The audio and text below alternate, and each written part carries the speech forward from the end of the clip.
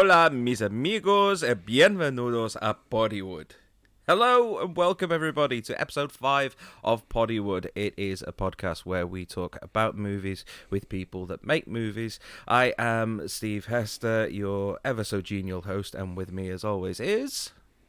That would be me, writer-director Andrew Carson. Welcome to Poddywood episode 5, Assignment Miami Beach. Oh god, you had to go there, didn't you? Well, I didn't want to do the final frontier, but I thought I'd jazz it up a bit. Well, yeah, because we did a Voyage Home last week. Was it Voyage Home? Yes, it was a Yeah, Voyage Home last week. A Voyage Home, yeah. I forget after we do them. But the Assignment Miami Beach thing will have a little bit of play on later. Yes, it will. So we usually get some really, really good guests in. Last week we had Gillian Hutchings, one of the most important editors in Hollywood. And it's even more important to get a name right, isn't it, Steve? Yes, it is, because I was... You tit. I actually got her name right this week when she wasn't here. But last week she gave us a little mini assignment to watch Nightcrawler, as well as our What's in the Box entry of A Mighty Heart, which we'll get onto in a minute. Unfortunately, Gillian, I didn't manage to get round to watching Nightcrawler. But I do want to watch it, so if you're listening to this, I am going to watch it. I promise. I am going to get round to it. That's gospel, plus I've put it in the box just in case. Yes, so I'm doubly covered. Let's just jump into last week's What's in the Box. I do know that some people who actually listened to last week also watched A Mighty Heart last night. Ooh, did they? Tell me who. Well, that'd be Neil. But I'm sure other people did as well. So, in getting to it last week, obviously it is the true story of Marianne Pearl. I got the name right this week. I did my research. But it's not about me because I've already seen it. Steve. Yes. Tell us about A Mighty Heart. Okay, well, like Andy said, it is a true story about a lady called Marianne Pearl, and her husband, Daniel Pearl, gets kidnapped while two are acting as investigative journalists in Pakistan just after the end of the Second Gulf War. And effectively, the whole movie it's kind of a slow burn. It's all presented very, very realistically, and it's detailing the investigation into his abduction. And if you watch the movie on Prime, like I did last night, then it also gives the ending away on the description screen. Well done, Prime. Yeah. Well, as you're here for spoilers, if you don't want to listen for spoilers, then just skip forward a few minutes and you'll be fine. Sadly, Daniel was killed by his captors. He was unfortunately beheaded, and that built towards one of the most gut-wrenching scenes of the movie is when Marianne, who's played by Angelina Jolie, very well by Angelina Jolie, looks very much like the real-life Marianne, is told of his death, and she just goes into the bedroom after walking through very, very quietly, and then just screams, and it's a proper howl of pain and heartbreak. It really, really is. It's absolutely gut-wrenching just to hear someone just in that much real pain. But it was directed by Michael Winterbottom, who I think many people in the UK will probably know from the movie 9 Songs. Yes. For completely different reasons. There's a good story that I will tell in regards to the first time I saw that in a packed movie theatre with all the other students studying film. Was there a guy at the back with a Macintosh covering his lap again? No, not this time. It was just me. The way it's filmed, it reminds me a lot of the way Paul Greengrass does his film. It's very fly-on-the-wall style. In fact, for a while, I actually thought it was a Paul Greengrass style. You know, kind of like United 93 and stuff like that. It is very...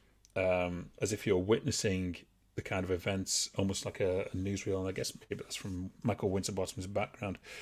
But yeah, it's a really powerful film. It is a slow burner. Performances make it stand out the most. Yeah, definitely. Led, of course, by Angelina Jolie, which I think at the time was a very controversial casting. Yeah, apparently. Well, there was some issues about her being cast and then effectively darkening up for the role, which the real Marianne actually spoke out on and said that she had absolutely no problem with her in the role. But you were saying about the visual style is very much a sense of being this fly on the wall of this horrible event that's unfolding. There's not really that much that actually happens with Angelina Jolie's character in terms of action. A lot of it is about her investigating it. But one thing that it did remind me of was the movie In the Loop, the TV series The Thick of It. I was just thinking of that a moment ago. I almost mentioned it when I was saying about the Paul Greengrass style. There was certain parts of it earlier on which just reminded me so much of In the Loop, which was if you haven't seen it, it's based on the British TV series The Thick of It, which is a big political comedy starring oh God, what's his name? The guy who played Doctor Who. That's the one. Peter Capaldi. Peter Capaldi, yes. Can't believe I blanked on that. No, I really enjoyed it. I thought it was a good film. I thought the performances were great. And it was one of those real tension-filled moments, particularly towards the end. Yes, I feel sorry for anyone who thought, Angelina Jolie in this movie about terrorists, this has got salt written all over it or something like that. No, not at all. No, it doesn't. This is real serious acting. The acting carries this movie. So if you enjoy it, we're glad that you enjoyed it. Yeah. But moving on. Yes, let's get move on, into the segment that was really well respected last week, which was talking about the anniversaries of movies that are currently falling on this week. We need a music cue for this, don't we? We go do. with the rest of the show.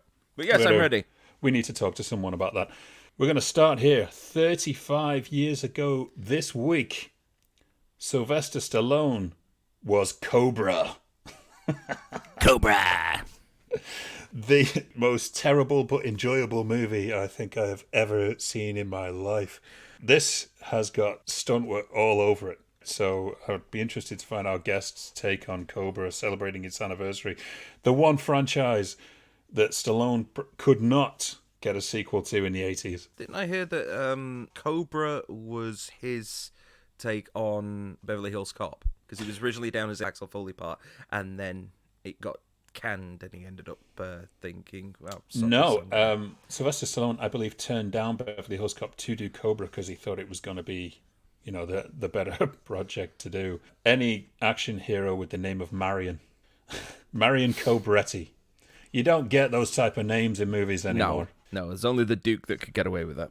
This guy pisses testosterone. It is practically muscles come out of him at every turn, and he doesn't even talk that much. He is just, it's playing on that Clint Eastwood bravado, the macho man of the 80s. Was it Crime is the Disease, Meet the Cure? It's just I'm not even gonna start on Cobra because it's one of those just really, really just it belongs in the 80s. It does. It is so 80s in just its general attitude that it's... Yeah. Carry on. What else have we got? Okay. 20 years ago today, right? And I did see this in the theatres while I was waiting for another movie to start because I had 2 hours to spare. So I went to see this movie. 20 years ago, this week, The Muppet Treasure Island was released. Hey!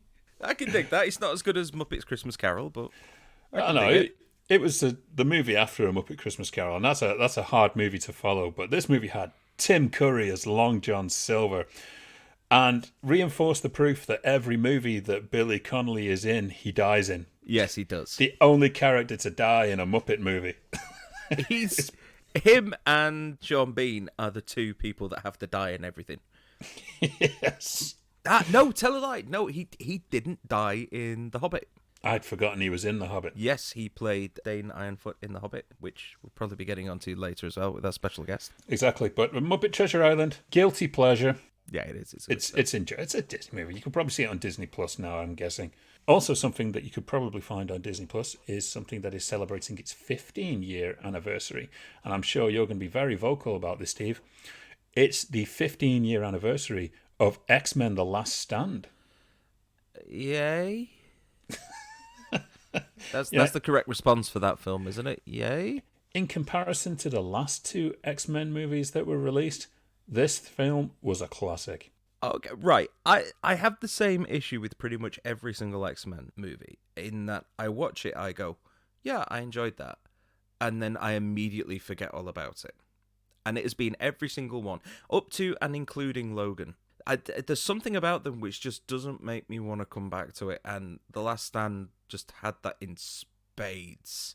Yeah, the Last Stand is a very kind of weird monster. I did go and see this at the theaters as well when it was released. Kelsey Grammer as Beast. I can't decide whether this was a great thing. The voice and the acting is perfect, but there's something about seeing Frasier doing action scenes that just did not gel. But the standout thing for X-Men The Last Stand that notches it hugely into the bracket of classic for me is Vinnie Jones. Oh, God. I'm the Juggernaut, bitch. Vinnie, absolute genius. And our guest has had a bit of experience with Vinnie Jones on a movie set as well, which I'm hopefully we'll talk about. But let's talk about, or rather not talk about, what celebrates its 10-year anniversary to me. The Hangover Part Two. You see, I saw the first one, and that was enough. The first one it's acceptable. I like the first one. But did it need to be stretched over 3 movies? No. Come on. I mean, seriously, if you forget your nights out on that many occasions, then surely there's something wrong with you. So yes, Hangover Part 2 is 10 years old this week. I didn't even think the first one was that funny. No, it was acceptable. It was a good idea. It was a decent movie, but it was a film. It was a film. Anyway, now that we've got that out of the way, yes, let's talk about our guest for this week. Tell us who our guest is, please, Andrew. Okay, well, guys, it takes a special kind of man to put himself in danger for the sake of entertainment. And that's coming from a man who once accepted a dare from Sam Jones to place a toothpick laced with the bomb saws on his tongue. Steve was there also, and he did it. I did it as well. That was not pleasant. Exactly. But when you make a friend in this business who sets himself on fire, falls off tall buildings fearlessly, gets run over, runs people over, basically does everything you see in the opening of The Fall Guy, sometimes in just 1 week on the job, you know you either have an extremely cool friend or one that's batshit crazy, maybe a bit of both. So after I first met our guest, Nik Schodel, I checked out one of his older show reels. I saw him popping a wheelie on a motorcycle for what felt like an entire minute. Now, I once popped a wheelie for 5 seconds on a BMX bike and collided with an old man leaving Martin McCall's. Right? Nik Schodel is a big production stunt performer, stunt rigger, fight choreographer, stunt coordinator. Originally from Australia, where we join him currently. He's been called on to work on a number of huge blockbusters in his career, including Wonder Woman, the Mission Impossible franchise, Angel Has Fallen, Men in Black, Cats, yes, Cats, and of course, the upcoming Fast and Furious 9, released, is it later this month or next month? I can't remember. But anyway, Nik, how the devil are you down under? I'm pretty good. I'm doing pretty well for a Wednesday night, so my time. How are you guys? Oh, we're fine. You're about what is that? About 9 hours ahead. Yeah, I'm sitting here, stayed up with a cup of tea, and it's 10 p.m. at the moment, so it's all good. Okay, so Nik, naturally, when we leg stunts in Australia, it kind of goes hand in hand. Obviously, with the infamous Mad Max franchise that got every kid like me structuring car chases with a crate of Matchbox cars. But for a performer in stunt work, I guess where does that kind of inspiration come for a young Nik growing up down under? I mean, it was kind of weird for me, to be honest. I grew up in a town called Cairns, far away from Hollywood as you'll get. My house backed onto a rainforest, and I'd just run through the forest all the time, being an idiot, climbing up trees, jumping off them, all that sort of stuff. But there was a Japanese fisherman who settled in Cairns in the 70s, and he did karate. So I started karate with him from a very early age, and I thought it was quite authentic because it was a little bit Miyagi, the way that a Japanese fisherman just decided to jump off his boat and teach karate. And then I also had a real passion for films, and so every weekend I'd be watching action movies and then just being an idiot, kicking trees and jumping off them in the forest into creeks. And then it all kind of and then I found myself on a film set. So, what kind of movies was it that you were watching at the time? You know, was it all those old 80s films? Was it all kind of like the 90s Michael Bay stuff? What was it that actually was tickling your fancy? I'm a little bit older than the Michael Bay generation, although obviously for action you've got to love his work. But yeah, I was a typical 80s martial arts kid, so I was watching all the Van Dams and the Dolph Lundgrens, and I was a massive Eddie Murphy fan, so all the Beverly Hills Cops, just basically anything from the 80s where they just shoot 'em up, the cops versus the bad guys. I thought every cop in LA just had a license to blow up any building they wanted to if they thought someone stole a pint of milk. Notice that not one American Ninja reference in there, which is what you expect every stuntman to kind of throw into the pile of 80s movies. If you rewatch American Ninja now, we did it when I was in a live stunt show, and we were getting all nostalgic because we'd all had a similar background. We went through a phase where we'd be like, okay, tomorrow everyone bring in their favorite 80s like terrible action movie. The part where he jumps the motorcycle over the fence, there's no down ramp on that puppy. You see him do this really sweet jump over this fence and then just bottom out on this, one of the harshest motorbike landings that I've ever seen, because yeah, no down ramp, is just flat onto the ground. It's hardcore. You know, like, you do stuff like that nowadays, but it's so funny to look back on and think, like, at the time you thought that it was just the most incredible thing you've ever seen, and now you watch it and you're like, oh my god, that was just horrible. Well, we all know how hard it is to kind of break into the business, and me and Steve know both as writers, and me with directing and him with acting on his part. But stunt work's the part of the business where it literally takes killing yourself to get into the business. So how did you fall into it? Was it literally? I just literally fell into it. When I left school, I got into security work and I just kind of drifted. But I was competing a lot internationally for karate, and I went to a tournament down in Sydney, and there was a group of stunt guys competing as well at the tournament, and as well we had some send-off there, and one of them was conducted by Richard Norton. You know, I had a bit of a chat with Richard, and he was like, you know, you could do stunt work as a career. And we had a little chat about it, and then I went back up to Cairns. I was like, okay, well, maybe I'll look into that.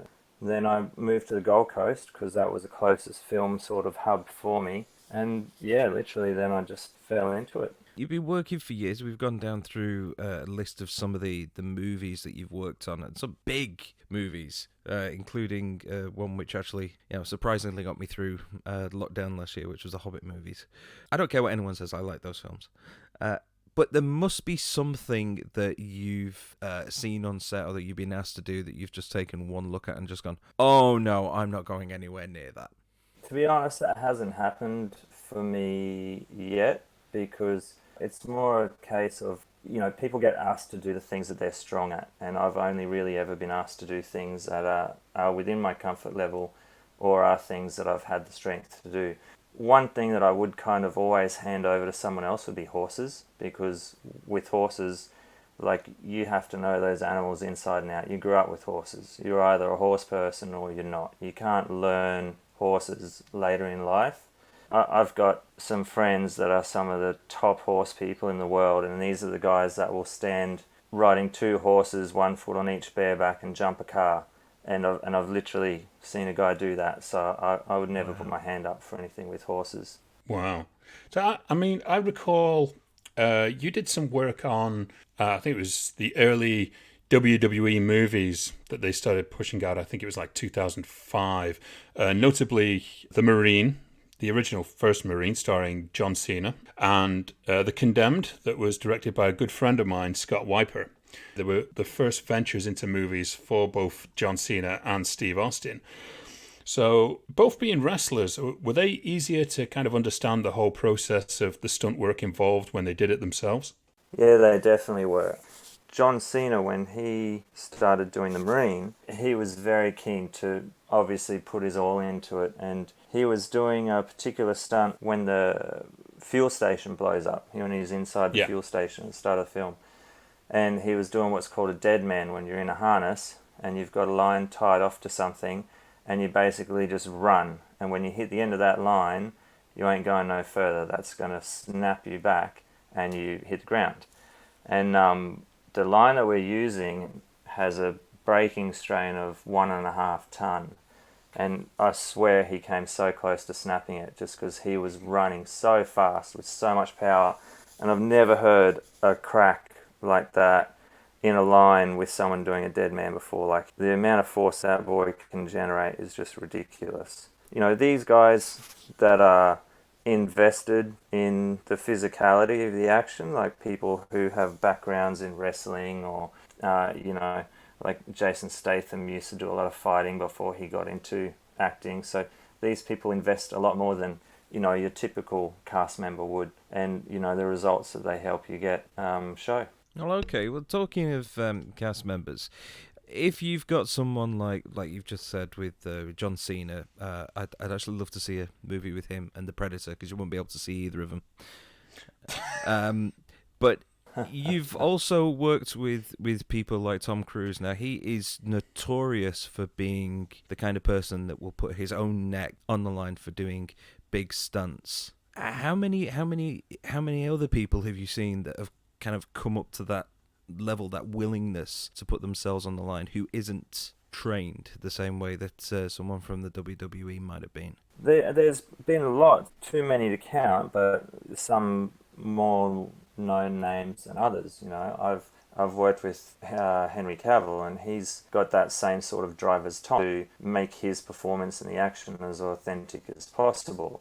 So he will work hard, and he will come to you and say, you know, let's do more sword stuff. Let me get this sword 100%. We've done some pretty big rigs with Henry, and we've done some really big ratchets with him. He doesn't shy away from things at all. And then even on small things, like with casts that aren't big names, they'll want to jump in and kind of do a performance that is a little bit more them taking a risk. But on the other hand, sometimes, you know, it's our job to risk on set. As much as an actor might be keen to do their own stunt, we have to assess them and know when the risk is too great for the payoff. You know, like, I've also had a cast member that was meant to be ratcheted 20 feet across the room onto a hardwood table, and he was like, I'll do this, like, I've done wire work before. And I'm like, I can't do that with you, because there's still that element of risk there. You may want to do it, you may be talented enough to,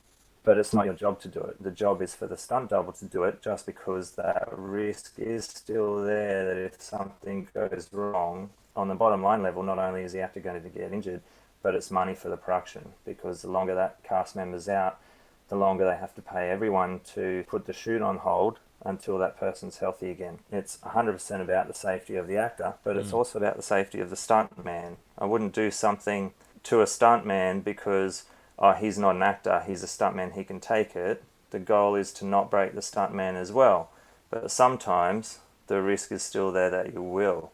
So you kind of have to balance it out. Yeah, when we first met, I think it was right around after you'd finished up on San Andreas. And I think you were preparing for Mission Impossible Rogue Nation.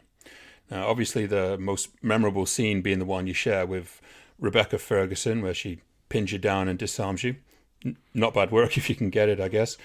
It's a great scene, great work done on that movie. You've worked with Tom Cruise on a couple of movies now. He seems to really love the stunt work, as Steve mentioned. So I can imagine he really is thorough on wanting to know every aspect of the inner workings of stunts. I mean, when you talk about Tom, you're talking about a different level. He doesn't want to know the aspect of just a particular stunts. Like, Tom knows the aspect of every single thing that happens on set.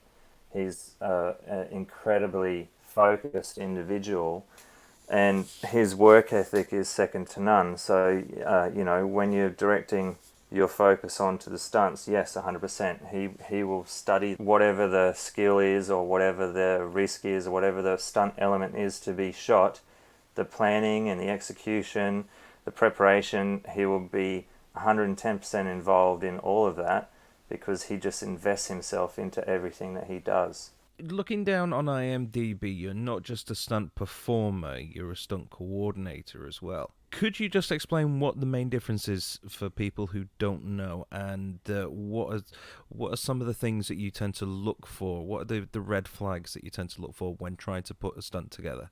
The difference between the two is when you're a stunt performer, obviously your work is in front of camera performing, and when you're a stunt coordinator, your work is more behind the camera preparing for the performance of the stunt, doing, and that ranges from everything from breaking the script down and reading what the stunt action elements are, and then you devise a plan of how to achieve those elements, and then you cast your performers who suit the skills that are going to be required to achieve those elements, and then you oversee the whole process of getting it filmed. But what you kind of have to look for is a stunt is deemed like any hazardous action. So it can be even mundane stuff. Like you can be reading a script and two actors argue and one of them pushes the other. You're like, oh God, that's another day for me to do stunts. And, and then you read 10 pages down the script and it's like a battle rages with 400 people surrounded by fire and horses. And you're like, okay, that's a bit busier day than just two cast members doing a little bit of argy-bargy. So, once you break down a script and you see what elements of risk are involved, you start to identify all the hazards that could present themselves, and then you start working out ways to mitigate those hazards. And the phrase we like to use is calculated risk, because yes, there will always be an element of risk involved, but it's a where we've sat down, we've actually analysed anything that we could think of that could possibly go wrong, and then tried to put redundancies in place or tried to make things more safe and tried to find ways that we can still achieve things that are visually spectacular and we can add to the story and make things more interesting, but do that in a safe way, because stunt people are contrary to what some people think, they're not expendable. We're still people that are everyday Joes, we've got families, and no one wants to get broken, and everyone wants to go home to their family and be able to hug them without a broken rib. It's just about us trying to mitigate the worst case scenarios and try to see how we can do the best job we can as safely as possible. Calculated Risk sounds like one of those fantastic Van Damme direct-to-video movies that would usually come out. Doesn't it? That is a missing title. Compared to the more Hollywood style that now obviously you're very used to, was the original Australian scene approached very differently when it came to stunt work and the kind of preparation involved? What's the major difference between, the smaller Australian stuff that you started off with to now the huge blockbusters? Is the preparation different? Obviously, time and money is the biggest difference. I was actually talking to someone about it the other day because they were given something here and they had about 4 days to prep for it and about 2 people. And I said, well, when they give the answer, well, this is probably all that you'll be able to do, then people are like, oh, I want it bigger, and you're like, well, really, this should have 2 weeks and 8 people to invest into preparing it properly. And so time and money are the biggest factors, and so you'll end up with less people on your crew. On a very large-scale film, the coordinator is far too busy juggling way too many things. You might even have multiple coordinators. So they'll be doing a lot more delegating because they're in a highly managerial position. We're on a really small budget thing back down here in Australia. Like the coordinator might be jumping on a line to pull a performer himself, to operate a stunt rig. So that's the biggest thing. It's like how you manage things and how you operate with your crew and your expense. You've had quite the impressive career with, like I said earlier, just an absolute swathe of big budget films. But what would you say has been the most important lesson that you've learned throughout your career? There's been lots of lessons that I've learned in my career. Some of them are probably not able to be televised on a podcast. But I think the biggest lesson that I've taken on board is humility, because we work in a very high-end skill level field. Like, we're akin to professional athletes, and a professional soccer player or football player, as you guys will say, they would have a different set of skills. They could be Cristiano Ronaldo, but when you go over to something like NFL, they're not going to be a Brett Favre or a quarterback that's throwing touchdowns left, right and centre, because they have a different skill set. And so it's important to realise that no matter how successful you are, there's always other people that are exactly the same. Like, no one's above anyone else. Like, I did pretty well in my field, but I started learning how to ride motorbikes because that was something that was necessary for me in my early career. And there are guys that will outshine me on a motorbike left, right and centre 100 times over. And I appreciate that, and I appreciate the skill that everyone brings, and everyone's journey is different. And it's a really humbling experience to be putting so much effort and work into something that you're so focused on, and then to see someone who has just trained their focus a little bit differently, and they've come up with a total separate outcome, but still at an extremely high level. Like, if you sit back and look at other people's journeys and start to appreciate it, then it can be a really unique and uplifting experience. So that's been a big lesson. So who have been your main inspirations? When I started, I had a very good kind of mentor in the stunt show that I started in a guy named Vic Wilson, because he was just a typical Aussie larrikin. He was in the original Mad Maxes. He had world records for drag car racing. He could drive anything. He had a very, very good manner to teach people. He was very, very good at teaching people. I'd never broken traction in a car ever before in my life, and then one day he had me doing stuff I never thought I'd be able to do. And so I think learning under a very down-to-earth person like that kind of really helped me out at my start. And then as I started to work on much more bigger jobs, which is why I relocated to England, because the industry is much larger over there, and I wanted to be a part of that. I started to work with really, really inspirational people. To me, they're very inspirational, at the top of their game. People like Wade Eastwood, Damon Caro. Damon does a lot of Zack Snyder stuff, and when I worked with him on Wonder Woman, his eye for detail and just the lessons that I learnt off him about not just stunts, but camera work and framing and just how to make shots look very, very interesting. Those things to me have been priceless. Like, I really, really appreciate those opportunities I've had to be able to learn from people like that. Okay, soon enough, we're about to see the release of Fast 9. Even closer probably when this episode airs. The reason why people love the Fast series is because it's so out there with regards to the stunts. It's like a universal stunt show. It's become the staple of the franchise. You don't tune in for Vin Diesel's acting or lack of. The term jumping the shark is nothing on the Fast series, and that's why we love it. Now, obviously, there's a lot we don't expect to be revealed here, because obviously the movie's not been released yet. But what I want to know is there a vibe between the kind of stunt teams on a show this big where they all want the best and most memorable stunt on the show? Is there a sense of camaraderie and friendly competition when it comes to kind of the biggest showcase of the year, which is the Fast franchise? It's kind of like when you're working on something like that, it's literally work. Like, it is fun. Like, Fast 9 was one of my best experiences as a team, to date. Like, there's been very few jobs where the entire team has, on a huge film like that, where you're using lots and lots of stunt guys. It had its challenges, but on a whole, that job for me was extremely memorable because of the team. And the thing about that is, you're working on such a big job where there's a lot of pressure because everyone does expect the action to be so on point. But when every single person that you've got is just focused on delivering that, no one wants to be the one to drop the ball. So everyone has got the mentality that they're just zoned right in.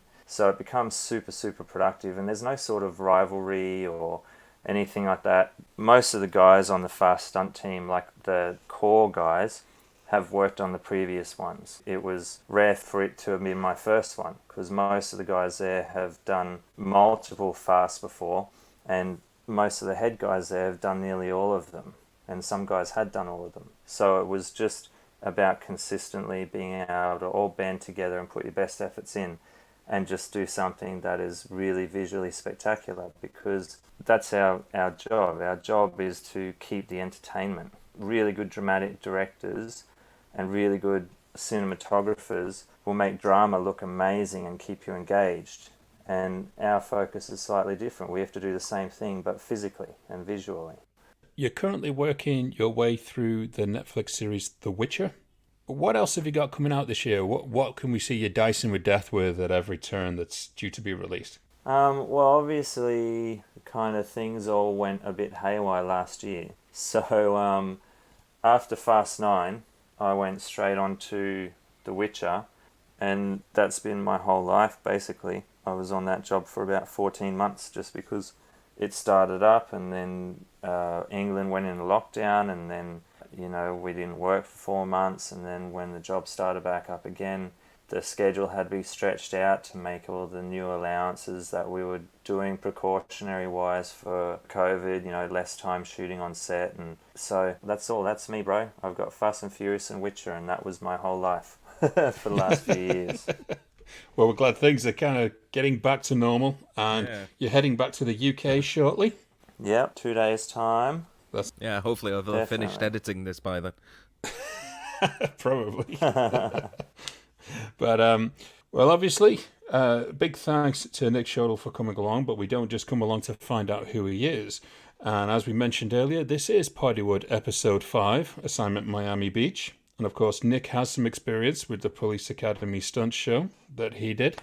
But instead of hearing about Police Academy 5, we want Nik to nominate 5. Now's the time to nominate 5. Nominate 5? Yes, nominate 5. Not 3 or 4 or 6 or 9. Now's the time to nominate 5.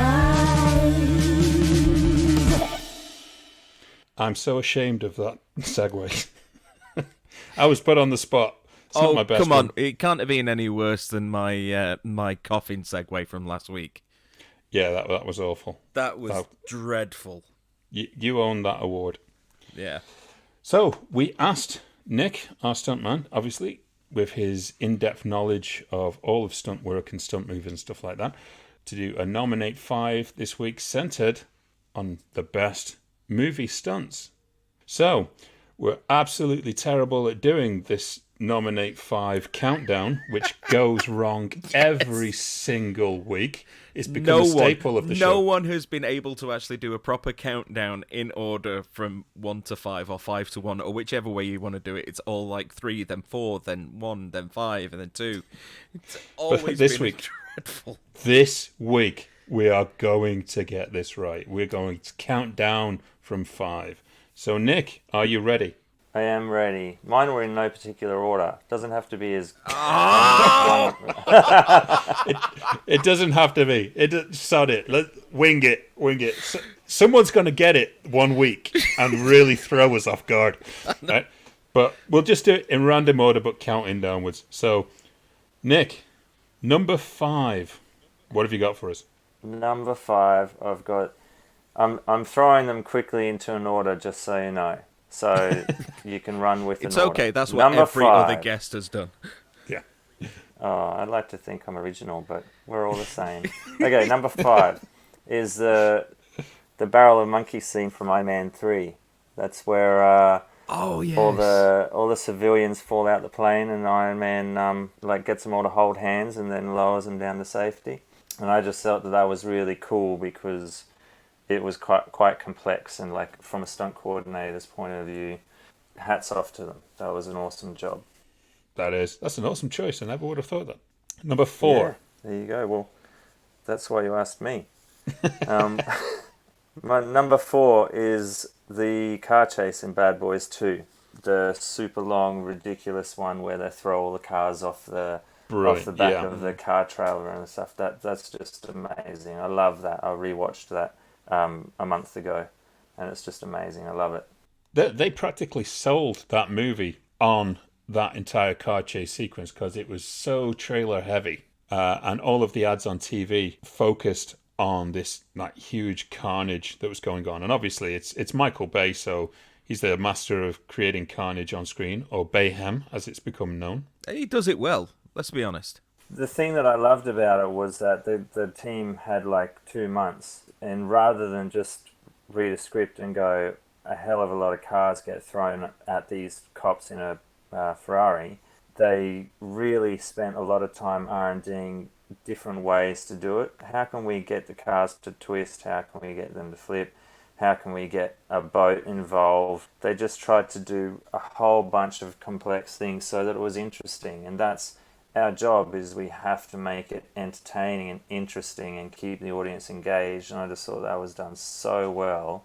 All right, then. So what is your number 3? Number three is I'm going to do Jackie Chan, and this is just generic Jackie Chan because I'm not going to single out one of his stunts. You know, he's the ultimate stuntman inspiration, and he's just done so many amazing things in his career. I think you can just pick any of his things and you'll see amazing work in it. So number 3 is just plainly Jackie.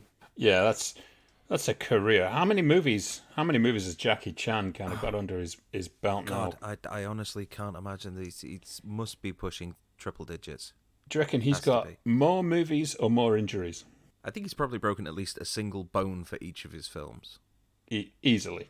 He's also almost ended himself quite a few times as well, which is why it's like, man, he doesn't shy away from anything. Now, for some reason, I'm thinking of that. Is it in Police Story where he just grabs that pole and he just slides down, but there's like bulbs that are going off everywhere and he's crashing down? That's the first thing that's popping into my head. But every time I think of Jackie Chan, I think of the stunt he did in, I think it was Rumble in the Bronx, which was his kind of reintroduction to American audiences in '95, where he does, considering the amount of work that he has done, this is kind of a really tame stunt in consideration. But he does this jump onto a hovercraft and breaks his ankle. And they show it in really painful slow motion in the outtakes at the end. And I'm like, oh, God. You know, it reminds me of Tom recently doing that on Mission Impossible, where he jumps on the side of a building and his entire foot caved in. Ooh. I've just thought of a really interesting side note, which ties in something from earlier on. In Jackie Chan's first strike, at the end of the film, when he jumps I'm gonna say Ferrari, but I just know it's a red car, and he jumps the car onto the back of the boat. That's actually Vic Wilson, the guy who taught me how to drive a car, or how to drift a car. Vic Wilson did that car jump. Wow, there you go. It all ties in. 7 degrees of Jackie Chan. Yeah. Okay, so what is your number 2? Number 2, depending on where you are in the world, you'll either know the film as The Rundown or Welcome to the Jungle. Brilliant. Starring one of The Rock's earliest films, the one where Arnold Schwarzenegger did the cameo to hand over the baton to him at the start of the film. And I'm going to go for The Cliff Tumble, which was done by Tanoi Reid and J.J. Perry. J.J. Also one of the coordinators and second-year directors on Fast 9. Amazing friend of mine, really just all-round awesome dudes, one of the best in the business. And I just think that this stunt where him and Tanoi had to fling themselves down a cliff and just hope for the best somewhere in Mexico just stands out, because when you watch it, they've got these massive big wide shots and it's a huge ass cliff, and it was just a grit your teeth and do it kind of stunt. And when I watched it, I thought, that looks freaking nuts, and I would love to try that. Yeah, I haven't actually seen the film, but I have seen that that actual stunt, and it seems to go on for forever. It's still only half the amount of time than the Swordfish one, though. Yeah, it's true. That Swordfish hill tumble takes up half the movie. Maybe they got a bit gratuitous with that one then. Quite.